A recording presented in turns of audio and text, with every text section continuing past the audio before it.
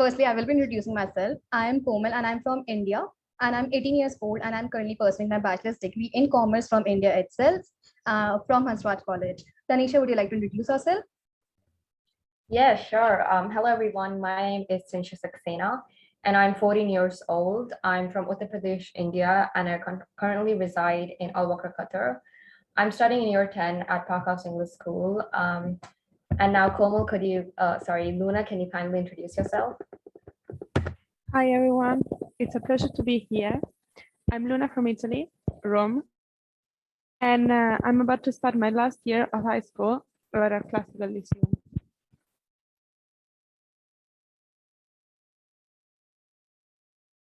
In today's session, we're going to talk about climate change, how it impacted terrestrial ecosystems.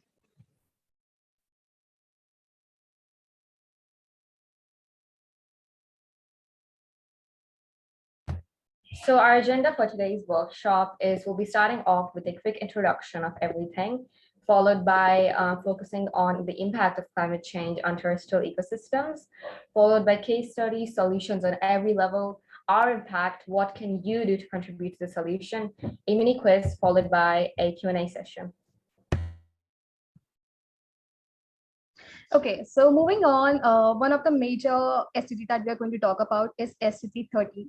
So just to give a quick brief what SDG is. So SDG is commonly known as the global goals and it was adopted by United Nations in 2015. So as per the NASA, climate change has been described as the change in the average conditions such as temperature, rainfall in a region over a longer period of time. However, the climate change has impacted the entire ecosystem. It has affected every country on every continent, has disrupted national economies, and has affected life and destroying the entire ecosystem. So one of the SDG targets that we will be talking about throughout this presentation would be 13.1, which aims at improving education, awareness raising, human institution capacity on climate change mitigation, adaptation, and impact reduction. And also, like we can link it with SDG 13, which is climate action, and it aims at combating climate change and its impacts. Also, the Intergovernmental Panel on Climate Change has stated that taken as a whole, the range of published evidence indicates that net damage costs of the climate change are significant and are going to increase over the period of time, which is really bad for the entire economy. And even in like my place here in India, the climate change has been rapidly increasing and it can be seen in the form of smoke, which is caused due to the increasing pollution.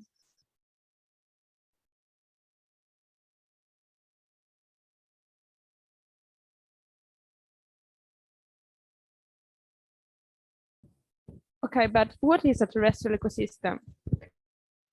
Terrestrial ecosystem, we're talking about a land-based community of organisms and interactions of living and non-living components in a given area. For example, birds, insects, creeps are living organisms, while soil, rocks, and wood are non-living organisms. Examples of terrestrial ecosystems include the tundra, taigas, tropical forests, grasslands, and deserts, as you can see in the pictures on the slide. According to target 15.1, one of the targets that should have already been reached by 2020 promote the implementation of sustainable management of all types of forests, healthy forestation, restore degraded forests, afforestation, reforestation globally. But we are not there yet.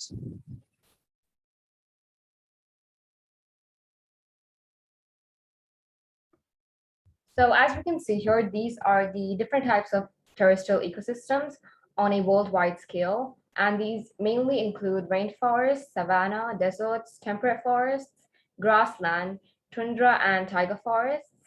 Taiga forests are basically biomes which are categorized by their coniferous forests, which mostly have pines, spruces, and larches, whereas tundra is a biome where the tree growth is hindered by low temperatures and short growing seasons, and these cover parts of North America, Asia, and Europe.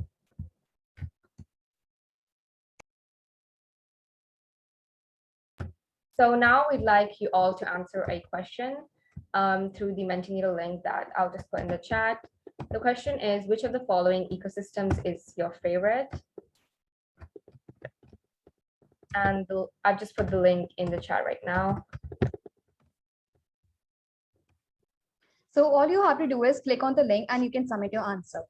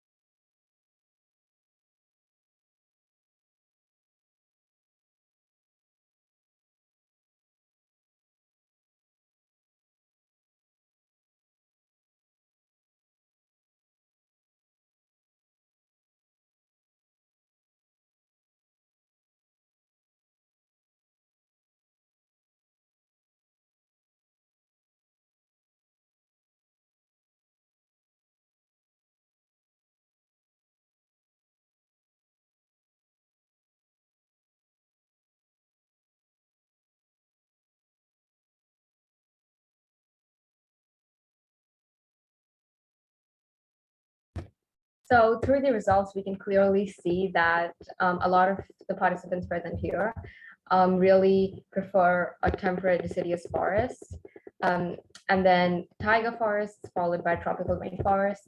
Personally, I really would like to visit a tropical rainforest such as the Amazon or the Daintree in Australia. So I guess we can move on now.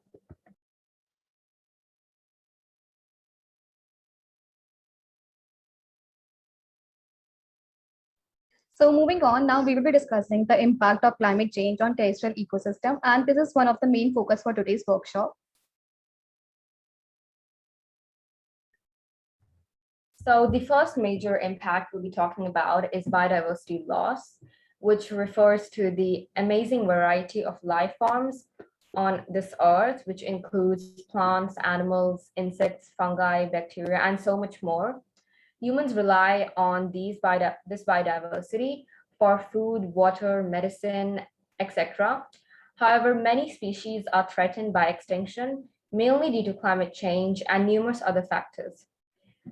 The loss of biodiversity will affect our livelihoods, food supply, income, and migration directly.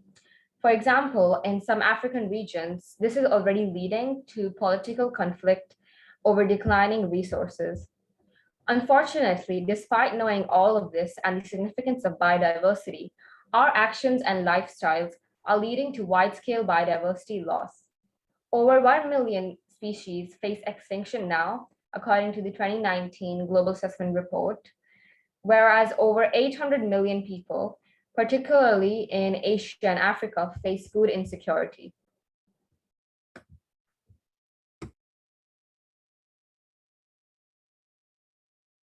So when it comes to land biodiversity, climate change is the biggest enemy of the polar regions, such as the Arctic.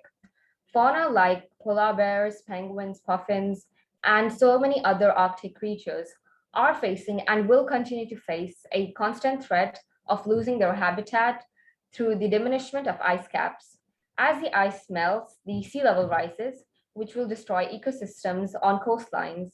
Changes in temperatures, as already predicted by IPCC's reports, will also cause shifts in mating cycles, especially for migratory animals, which rely on changing season to show their migration and reproductive timing. According to the UN IPCC, from 1901 to 2010, the global average sea level rose by 19 centimeters as oceans expanded due to global warming and ice melted. Arctic sea ice extent has shrunk in every successive decade since 1979, with 1.07 million kilometers square of ice loss every decade.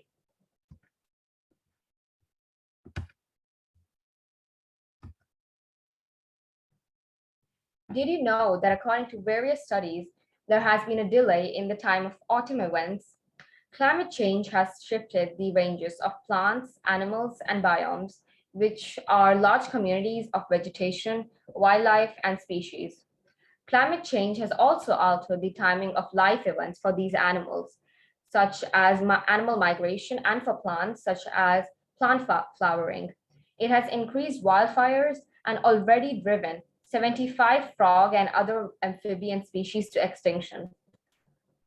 Projections of future climate change and vulnerability insinuate that unless we reduce greenhouse gas emissions substantially right now, further warming may just overwhelm the adaptive capacity of many species and all of these terrestrial ecosystems. Climate change can convert whole land areas from one biome to another. It can alter biogeochemical cycles for all of these animals and all of the plant species existing there, and drive a myriad of species to extinction.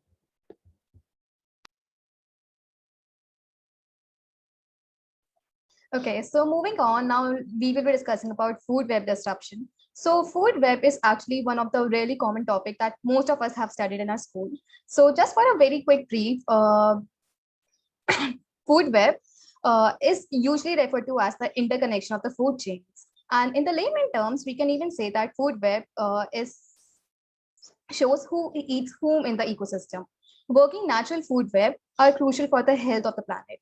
But however, the global warming and climate change can cause significant problem for our food web.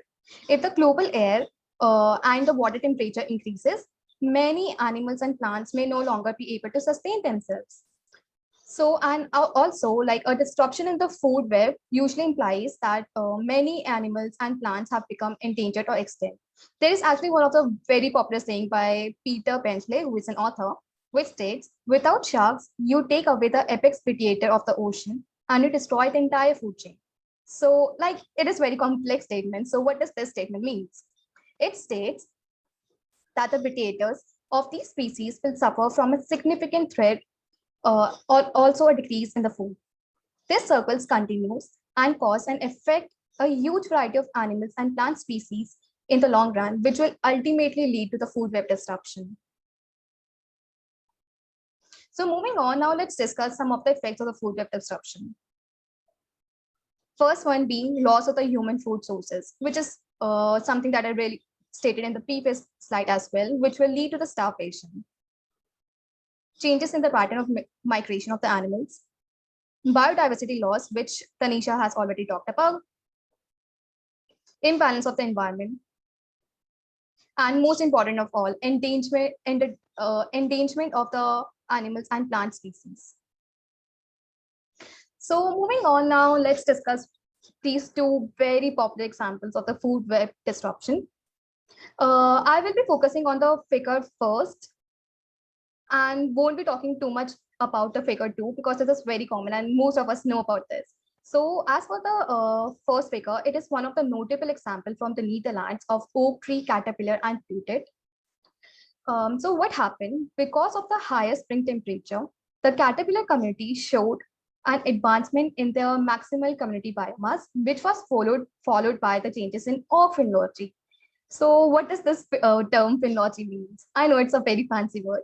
So it states that with the increasing spring temperature, it favors oak seeds production in temperate areas. But however, what happened? There was a disruption in the food chain. The consumers, that is the putet of the caterpillar, showed no adjustment in the egg production rate. Thus, this food web showed a mismatch between the timing of the reproduction of the putets and the peak resource abundance of the caterpillar. So, but can we alter the situation? Like, can we change the situation? Yes, we can.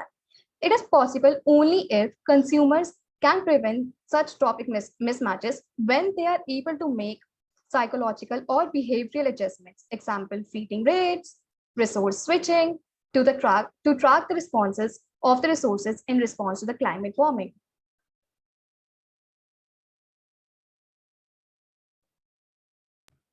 So now I'll be talking about another major impact of climate change on terrestrial ecosystems and on all of these terrestrial ecosystems that we've stated previously, which is soil degradation. So this is basically the decline in soil condition, which is mainly caused due to its improper use, desertification, which is again due to climate change, and poor management, which is normally for industrial, urban, or agricultural purposes. So it is the physical, chemical, and biological decline in soil quality, and 33% of the Earth's soils are already degraded, and over 90% could become degraded by 2050, according to FAO. Now, soil is a finite resource, which means that its loss and degradation is not recoverable within a human span.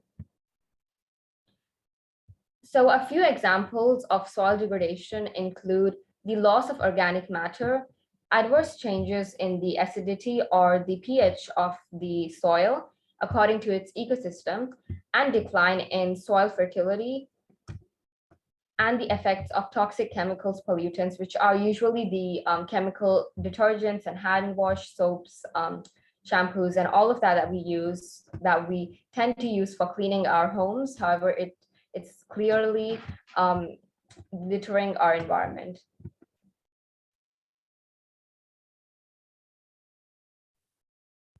Now, brainstorming time, and we will have another easy question.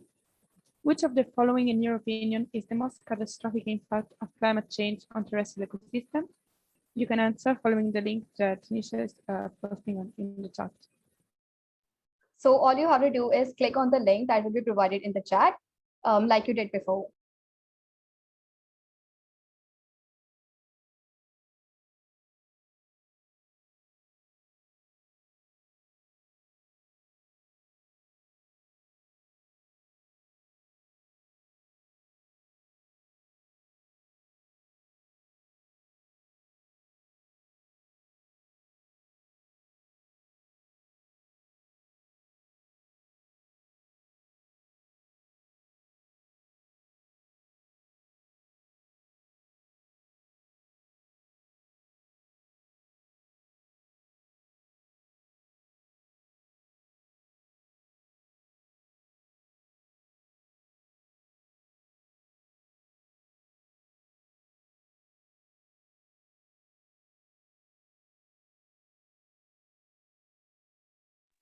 We are waiting for more response.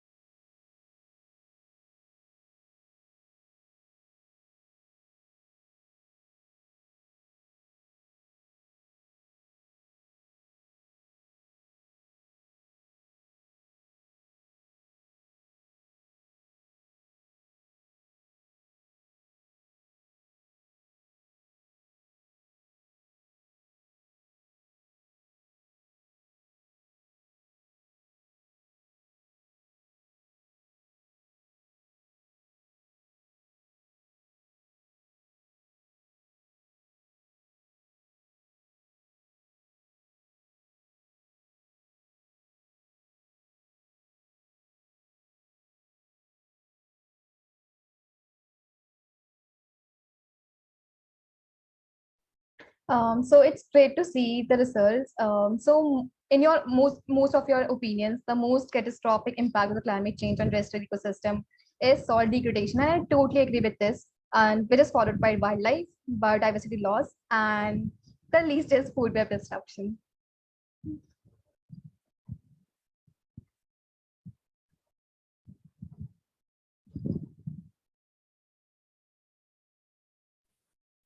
Now we're going to talk about a case study in South America, which is the Amazon rainforest.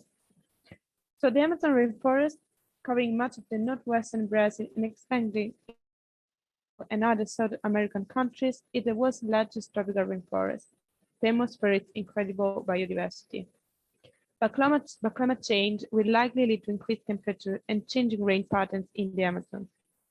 Models suggest that by the year 2050, temperatures in the Amazon will increase by 2 or 3 Celsius degrees. At the same time, a decrease in rainfall during dry months will lead to widespread drying, along with substantial changes in seasonality. In particular, in Brazil, we have witnessed the increasing national politics of the President Bolsonaro as one of the main reasons of the fastest deforestation since as you can see. But we can't survive without our forest.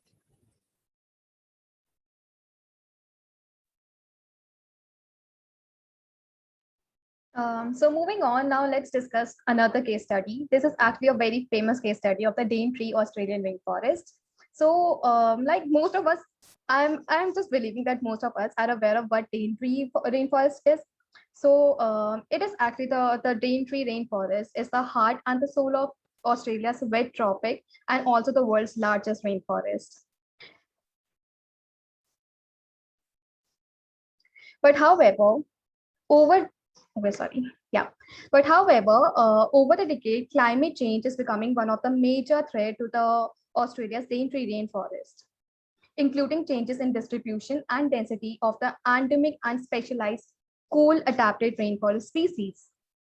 Global warming could decrease the habitat of many species which live in the cooler upland and montane rainforest.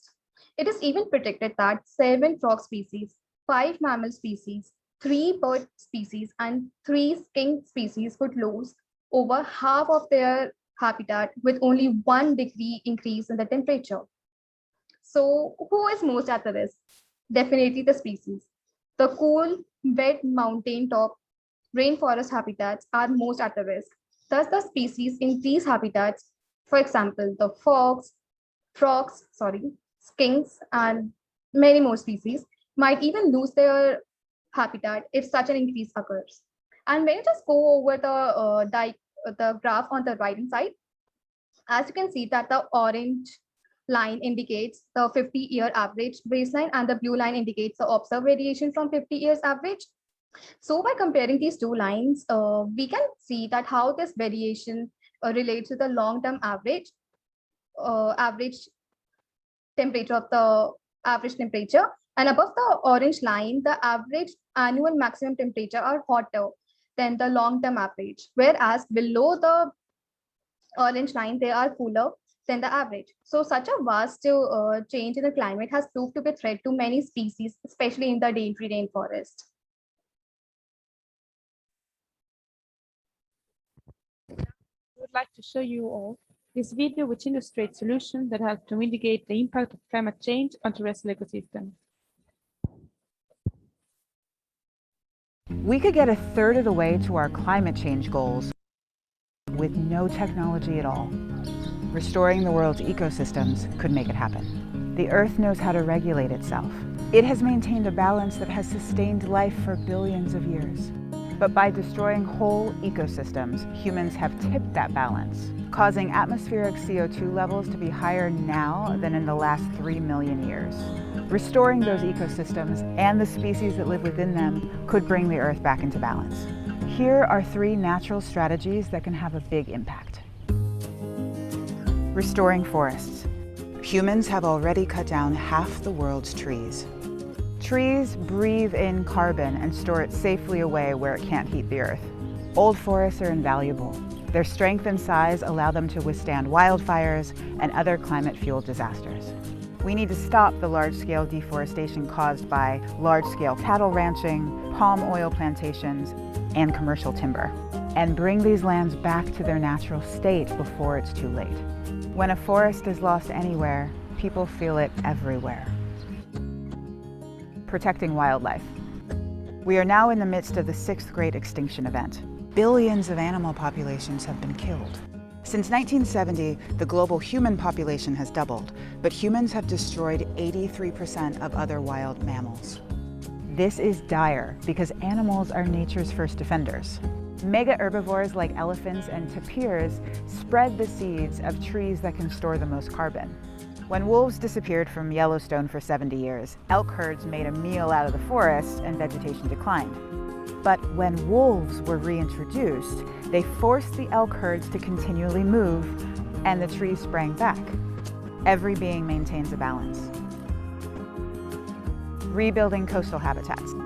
Up to 67% of mangroves, 35% of marshes, and 30% of seagrass have already been lost.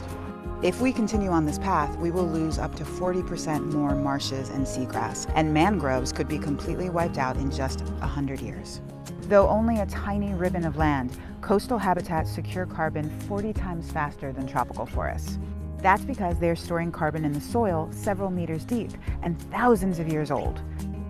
When this same coastal ecosystem is drained or destroyed, the sediment layers below release the carbon from centuries past. Destroying coastal areas is the equivalent of as much as 19% of the emissions from tropical deforestation in the whole world. Revitalizing ecosystems is not a substitute for rapid decarbonization. We have to do both. To fully solve this problem, we need to push for this on a policy level. But there are plenty of ways that you can get personally involved. Volunteer to restore a wetland or a native forest area. Eat a more plant-based diet. Support the organizations aligned with natural climate solutions. Champion the UN's REDD system, which helps developing countries manage and use those forests responsibly.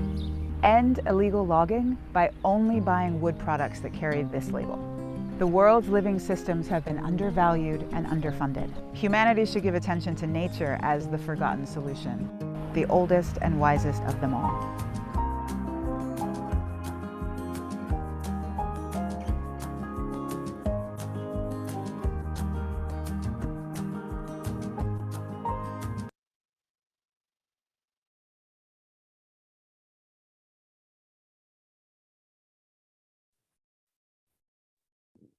So it was such a powerful video, I think. To sum up, we can say that the three main solutions that were mentioned are restore ecosystems, protecting wildlife, and rebuilding coastal habitats. And even if they may seem as huge challenges from an individual perspective, together we can fight back and have a real impact on the ecosystem that surrounds us.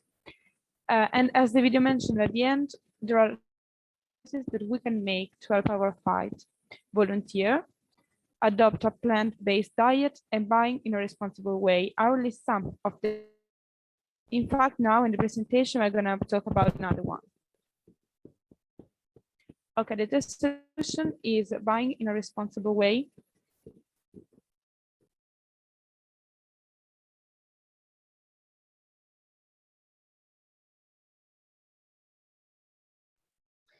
So moving on now, let's discuss about UNEP, which is United Nations Environment Program. And again, I believe that most of us are aware of this organization already, as it is very famous environmental organization.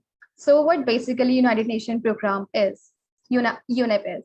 So it is a global environmental authority, and it aims to set the global environmental agenda, and it aims to promote the implementation of environmental dimensions of sustainable development within the UN system. And following the past crisis environmental assessment, UN Environment Program is available to assist national governments to address environmental priorities through recovery programs that are tailored to the country's specific needs. And one of its new initiative is Every Action Counts. So what exactly Every Action Count coalition is? So it was actually launched in 2021 by the Green Digital Finance Alliance, and it is funded by Finance for Biodiversity, which is also known as F4B initiative of MAVA Foundation, and it aims to connect experts in nature conservation and climate change with some of the world's leading digital platforms, financial institutions, and consumer goods firms. It strives to empower 1 billion digital green champions by 2025, which is actually the need of the hour. So what is the purpose of Every Action Count coalition? So it will actually bring the like-minded members together to experiment with the new innovative business models that will empower everyone to become a green digital champion. It will map best practices, match experts with coalition members, and support practical experiments on the ground to scale nature positive, climate friendly actions. And we will also be dropping down the link for Every Action Count coalition. So just in case you want to dive deeper into what this coalition is, you can click on the link and know more.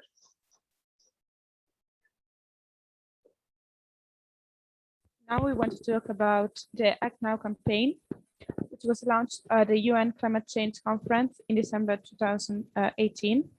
The campaign has been embraced by influencers dedicated to climate action and sustainability, by leading chefs sharing sustainable recipes and hacks, and by companies engaging their employees and customers. In September 2020, a mobile app was introduced to further boost engagement, and a new campaigns were launched to target kids to encourage them to take action. These people with their actions are changing the world. On their website, you'll find a great variety of topics discussed, live hacks, and suggestions how to live a more sustainable lifestyle and start changing the world with them. We will now drop the link in the chat in case you're interested to know more about the campaign. And we wanted also to briefly talk about some organizations that, we will then talk about some organizations that will you could join to have an impact. So now I'll be talking about Ecosia, which is the only search engine that plants trees through using its ad revenues and income, which so basically how it works is when users search the web engine with using Ecosia, search ad engines as well as all the websites generate income and money for Ecosia, which then goes towards planting trees. And Ecosia does this through a myriad of partnerships with numerous NGOs globally. As we can see on the map on the right, Ecosia normally sends its income to all of the continents globally, such as many places in Australia, many parts of Africa, Indonesia, India, numerous parts of South America, such as Brazil, Peru, Colombia, etc. So this is an excellent example of a NGO which works towards protecting and conserving our natural resources and environment by planting more trees. Until now, they've planted more than 135 million trees globally, which is why I would really urge you all to definitely try this eco-friendly alternative to Google, Ecosia.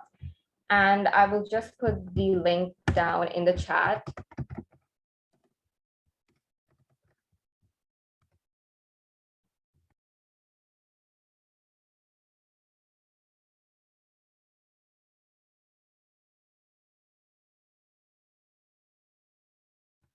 Okay, so now we have a short quiz where we'd like you all to answer the following questions. So the first one is, mention one of the 3 solutions that were shown to improve climate change in the year's project video.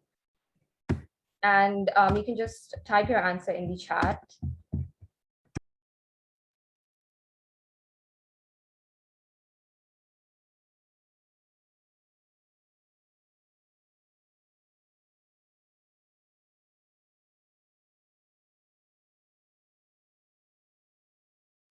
Okay, so the first one we have is reforestation. Yes, definitely. That was one of the first stated. So reforestation, again, Ecosia is promoting it. So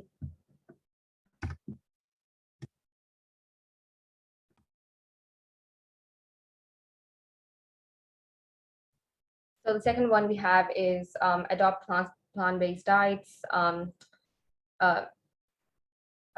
restoring coastal habitats. All of these are excellent solutions to climate change. And so we're just waiting on a few more responses and then we'll move ahead.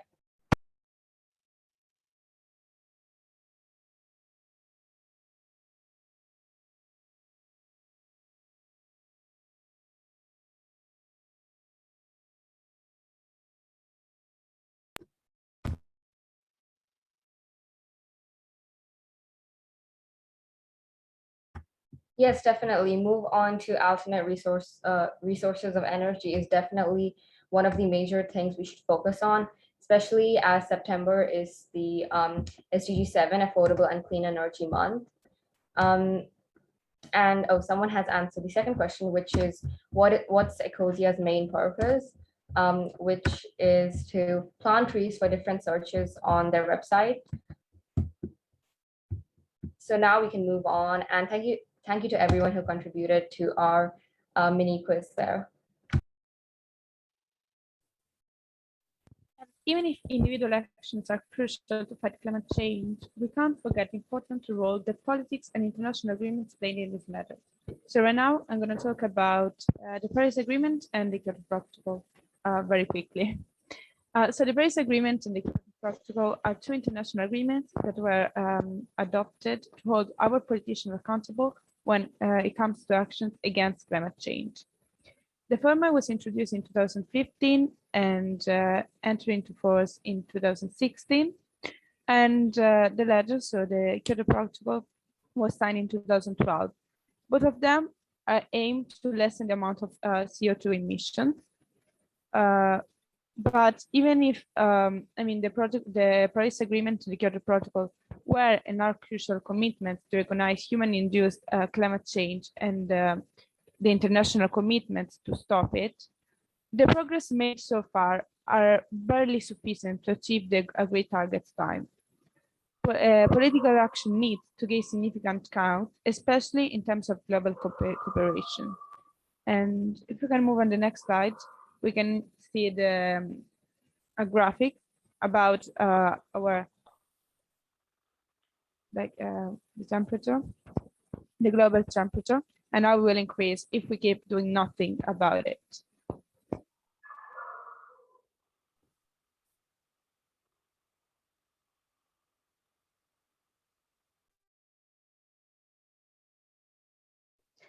Okay, so moving on, like since today we are here to give a workshop on this topic, so it is very important that we ourselves are also involved in working for this topic, for this agenda. So I myself has been serving as the Indian focal point for the Climate Science Olympiad. So what this Olympiad was, it is actually, it was organized by Climate Science, and it is a global charity that aims at creating and imparting knowledge about the climate issues, and most importantly, with its main focus on solutions, and with one of its major element being ecosystems. Tanisha, would you like to go? Yeah, sure. So currently I serve as the head of Wakra's English School Eco Club, which works towards climate action and promoting eco-friendliness at my school in Qatar. I lead this organization, and till now we have started numerous initiatives, such as an Instagram account and the 800 Deeds Challenge, which is based for all of the SDGs.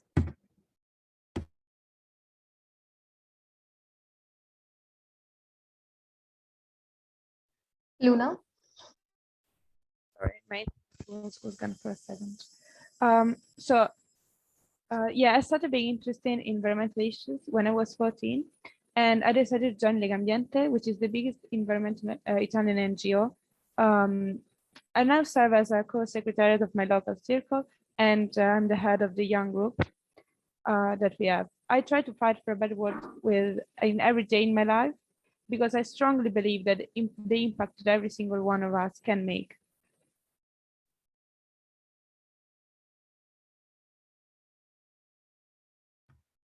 So now we'll be talking very, very briefly about our impact and what we three have been doing to fight climate change and its impacts. So Luna, one of my co-presenters, has been contributing to this to the largest Italian NGO there is for climate action, as well as attending many high-profile meetings with. Furthermore, she has been helping out in numerous beach cleanups in Italy, and Komal has been helping out in working towards life on land, which is by feeding strays in her place in Delhi. Personally, I've been organizing a cat food donation drive here in Qatar, as well as composting and making natural cleaners through using citrus peel, jaggery powder, and water.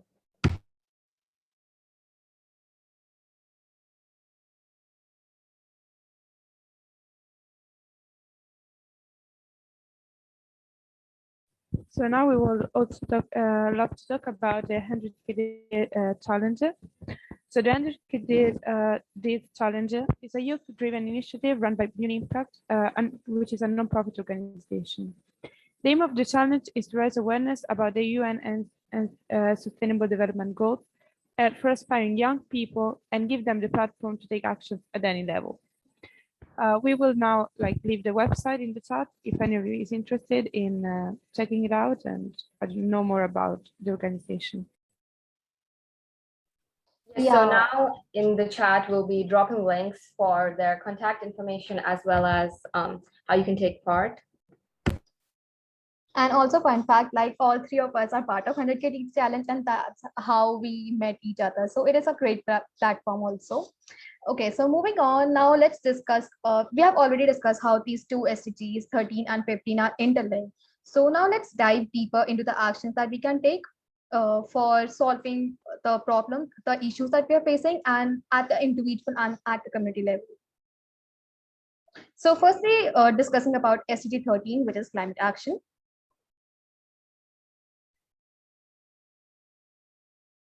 Okay, so I will be going very briefly over these. We will be waiting here on the slide for a minute so that you could give a very quick brief. So reducing paper consumption is definitely one of the biggest steps that we all at our individual levels can incorporate, because it will help to reduce CO2 emission, and then spread awareness, making people aware of the alternative ways of disposing waste, which is composting, and other initiatives such as conducting these workshops like we are doing right now. So just waiting for a couple of minutes so that you can give a read.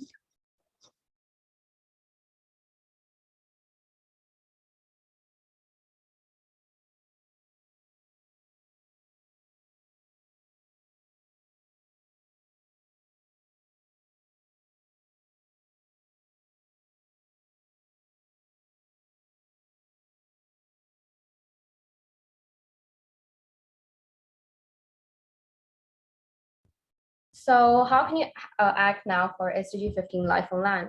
Well, here are a couple of example deeds that you can perform, such as composting, setting Ecosia as a web browser, feeding strays in your area, as well as making homemade natural cleaners, also known as bioenzymes, using citrus peels, water, and jaggery. Waiting for a couple of minutes again so that you can give a read.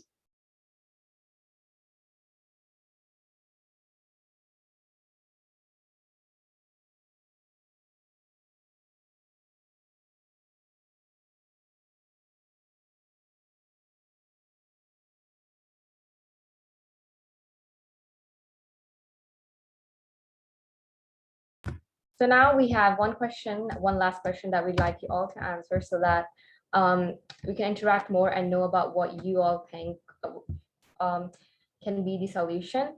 So the question is just to state any deeds that you would like to perform just after this workshop anytime for SDGs 13 and or 15. So you can do this just by typing any ideas you have in the chat. And these deeds can be at individual and at the community level also.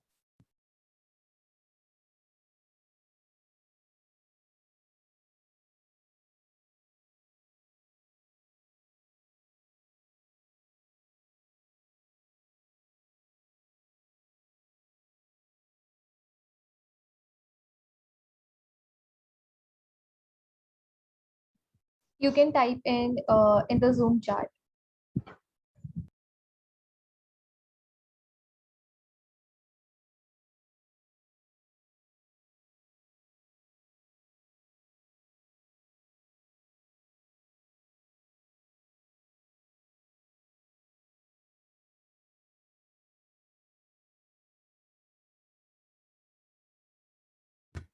Yes, so definitely reusing and recycling and following the principle of the 3 R's is an extremely useful and great step to take to achieve climate action, as well as using Ecosia, which is the web browser we discussed. Feeding stray animals, awareness drive, yes, definitely. Spreading awareness is just so important for every single global issue that we're facing right now. So many people are unaware of these issues, and that's why it's important to spread awareness about them. Assigning timings for students all around to clean up and uploading it on social media for encouragement. Yes, definitely. Again, that relates to SDG 15. Adopting the 5R principles, and composting again is an excellent idea to reduce our food waste, which would normally end up in the landfills. So all of these are amazing ideas, and it's so amazing that you all are, after this workshop, you all will do something to help to support SDGs 13 and 15.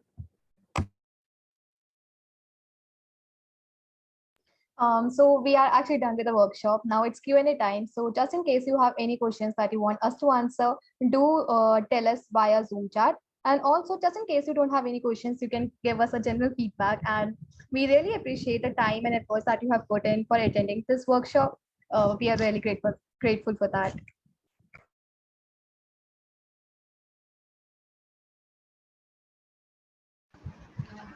It's a question. It's a question. It's a question.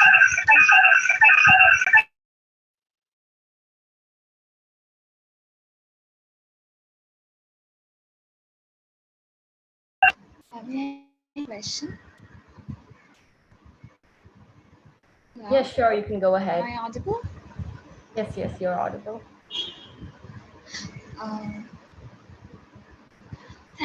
First of all, thank you very much. It was really great presentation. But my question was about the Ecosia. Like is it about they just if we search in Ecosia, they will plant a tree? Is it that just each search equal to plantation? Ecosia? So the way Ecosia works is actually for every 45 searches you make, one tree will be planted. And so far you can see there's plenty of proof through their social media handles on Instagram and Facebook. They always post wherever they're planting their trees, for example, in India, Indonesia, Africa, and so on. They actually use the income and money that comes in from ads and websites who decide to put their website on the search engine of Ecosia. So it's extremely similar to Google, but it's just that for every 45 searches that you make on Ecosia, one tree is planted. And if you want more Thank you very information, you can much. search it out. Yeah.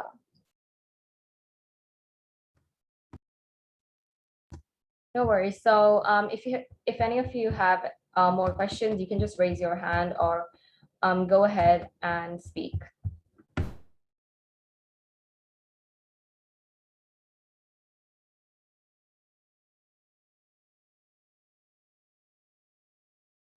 Also, thank you so much for everyone who's putting their feedback in the chat. We really appreciate it that you guys learned so much from this workshop and that you all are eager to take action for the SDGs we talked about today.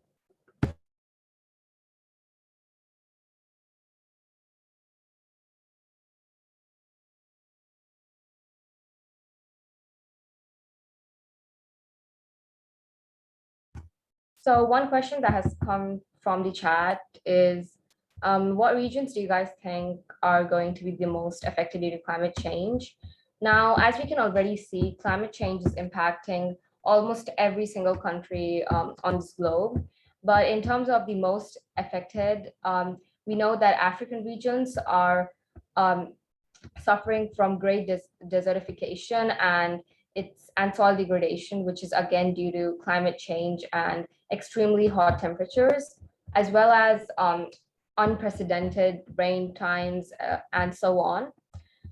So African regions are definitely one of the greatest,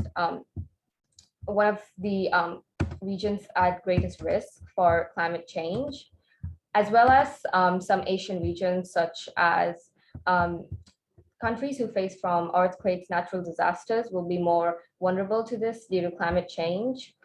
And countries such as Australia and USA, for example, in California, many wildfires are burning. You can see the impacts in parts of Europe as well, in Greece and Turkey, the extremely harmful wildfires that are just burning out there. All of these are so harmful impacts of climate change, and it's so important that the emissions, the greenhouse gas emissions drop to 0%, or else climate change's impacts are already so harsh.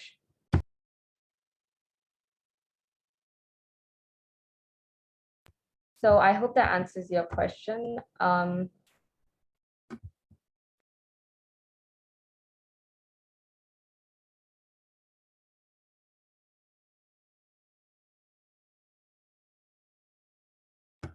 So another question from Inaya from Kuwait is, my school and surroundings don't have an eco-friendly approach. How do I initiate an eco club at my school and drive awareness in my area without having them think it's hard work and rather have them do it from the heart? So for that, you can obviously maybe get in contact with a service teacher or just initiate the eco club by yourself. Plan it all out first and then just think about the different aspects that you'll need. First of all, spreading awareness, making sure that people know about your club, they start joining in, and as well as ensuring that you're covering different aspects of it. If you're talking about doing it from scratch and people not thinking that it's too much hard work, then all you can do is spread awareness about your club and why you're doing it, urge people to take action for the SDGs, and hopefully that will get you a good response. Mhm. And also you can conduct such workshops that like we are doing right now just to create awareness. And moreover, I think one of the other aspect is flexible work in like environment, because I personally love to work with an organization or with an eco club where the environment is very flexible and my opinions are taken into consideration. Just so make sure that the environment is very supportive and flexible. Thank you so much for the opinions given. It's really aspect teaming for me. Thank you.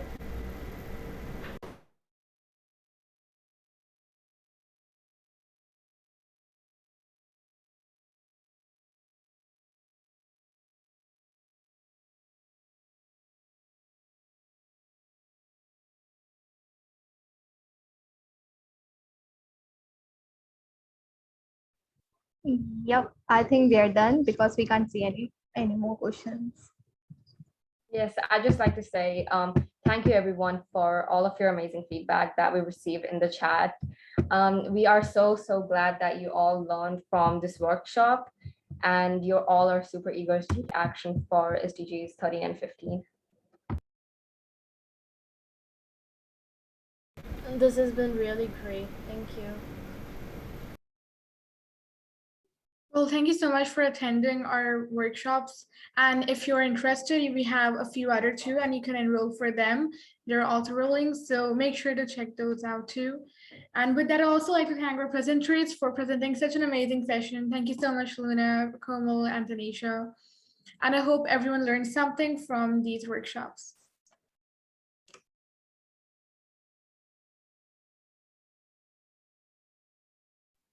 Thank you so much, everyone.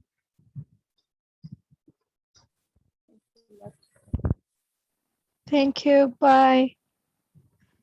Bye. Thanks for being there.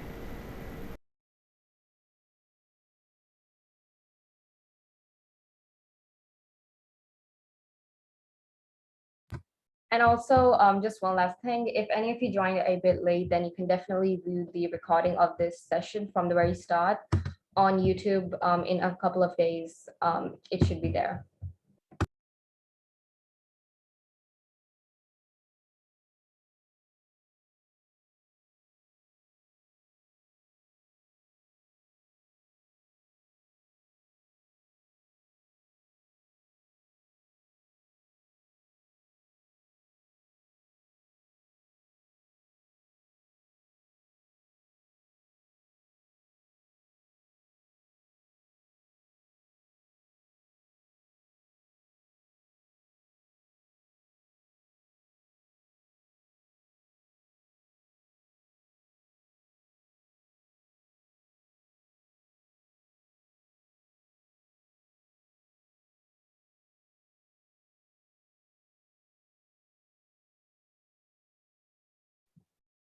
Since we are done, so we can leave.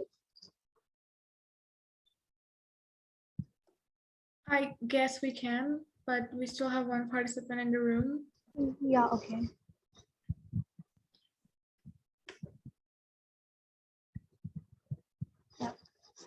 Okay, I think we can conclude the session right now. Thank you so much for presenting and everything. Thank you. Thank you so much for giving us all this amazing opportunity. Yeah. Bye, everyone. Have an amazing week ahead.